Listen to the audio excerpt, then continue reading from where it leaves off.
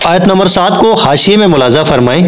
حضرت نوح علیہ السلام کی 5ویں پشت میں ایک شخص کا نام عاد تھا، جس کا سلسلہ نسب یوں ہے: عاد بن اوس بن ارم بن سام بن نوح علیہ السلام۔ عاد کے 2 بیٹے تھے، شداد و شدید، اور دونوں بادشاہ تھے۔ جب شدید مر گیا تو سب ملکوں کا بادشاہ شداد ہی قرار پایا، اور اس نے اتنی ترقی کی کہ تمام دنیا کا بادشاہ ہو گیا، اور 400 بادشاہ اس کے ماتحت و خراج گزار تھے۔ آخر اس نے خدائی کا دعویٰ کیا۔ اس وقت کے پیغمبر جب اس کی ہدایت کو آئے تو اس نے پوچھا، ایمان لانے کا فائدہ؟ پیغمبر نے کہا، خدا تجھے بہشت دے گا۔ اس نے کہا، بہشت میں کیا ہے؟ جب پیغمبر نے اس کی کیفیت بیان کی تو اس نے کہا کہ ایسا میں خود بنا سکتا ہوں۔ غرض اس نے ایک معتدل آب و ہوا کی زمین تجویز کر کے بہشت بنوانا شروع کیا۔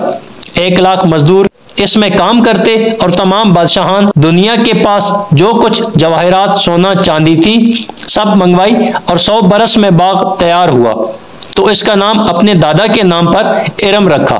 اس باغ کی دیواریں اینٹیں سونے اور چاندی کی تھی، اس کے شگافوں میں موتی جواہر جڑے تھے، اس کی زمین عنبر و مشک کی تھی، اس میں 1000 محل تھے، اس کے گردا گرد ہزاروں بالاخانے، ہزاروں دیوان تھے۔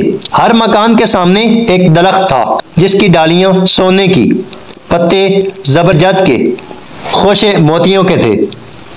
غرض جب یہ باغ ہر طرح تیار ہو گیا تو شداد ماء و حشم و خدام کے اس کو دیکھنے گیا۔ جب قریب دروازے کے پہنچا تو ایک شدید چیخ کی آواز سنی، اور دیکھا تو ایک خوفناک صورت نظر آئی۔ پوچھنے پر معلوم ہوا کہ ملک الموت ہیں اور اس کی روح قبض کرنے آئے ہیں۔ اس نے کہا، اتنی مہلت دو کہ باغ کو دیکھ لوں۔ ملک الموت نے کہا کہ اجازت نہیں۔ غرض 1 پاؤں چوکٹ کے اندر 1 باہر تھا کہ اس کی روح قبض ہوئی، اور باغ اسی وقت لوگوں کی نظروں سے غائب ہو گیا۔